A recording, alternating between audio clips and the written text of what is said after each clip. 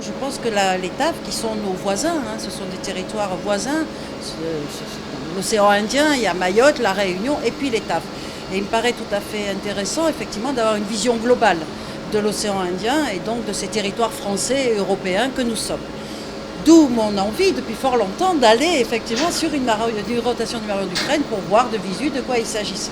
Alors je pense qu'il y a effectivement des secteurs sur lesquels on peut travailler ensemble. C'est le cas en matière de pêche, par exemple, puisque la pêche à la légine, dont la débarque est obligatoire à La Réunion, génère de l'activité et des emplois à La Réunion. Ça peut être aussi le cas sur de la recherche scientifique en collaboration avec l'Université de La Réunion. Néanmoins, effectivement, les TAF sont un territoire, nous sommes un département et la façon de travailler ensemble, notamment en matière de fonds européens, est un peu complexe puisque les TAF vont avoir ce qu'on appelle du FED et puis nous du FEDER.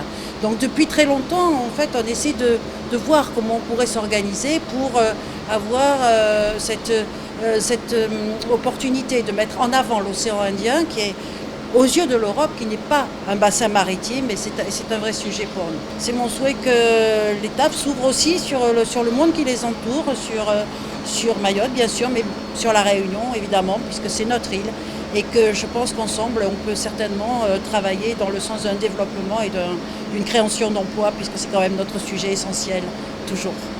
Je sors d'un bac pro électromécanicien de marine au lycée maritime de Boulogne.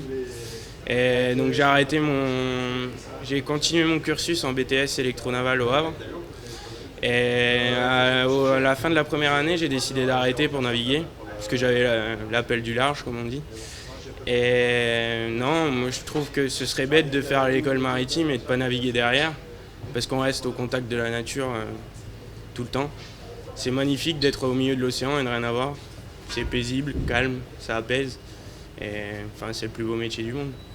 Une telle aventure humaine qui a énormément de choses à raconter. Les paysages sont magnifiques, l'aventure humaine est splendide également. Et c'est plein de découvertes d'Ekerguelen, et que je connaissais de nom évidemment. Et ça m'a permis de découvrir un pays fabuleux et vraiment des terres qui sont préservées. J'espère qu'ils vont le rester encore, quoi. Alors l'aventure, il faut la vivre partout, tout le temps, et surtout faire attention à la terre, préserver la terre, quoi. La terre, c'est une richesse qu'il faut préserver, quoi.